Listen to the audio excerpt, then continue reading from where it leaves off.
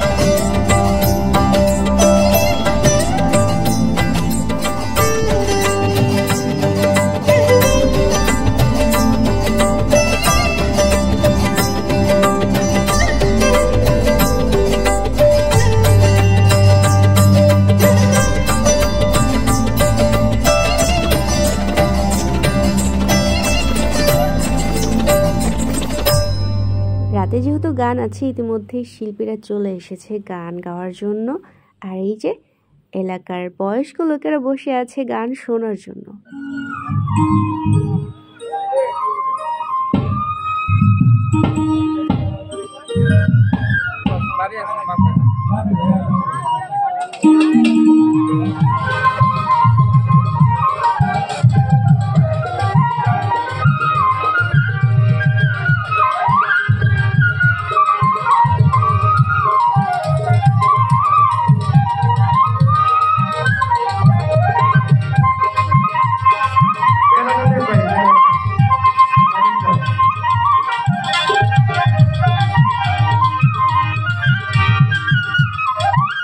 আস্তে আস্তে মেলায় ভিড় বাড়তে শুরু করে দিয়েছে। তো এখন আমরা চলে যাব। ঠিক আছে, সবাই খুব ভালো থাকবেন। আল্লাহ হাফিজ।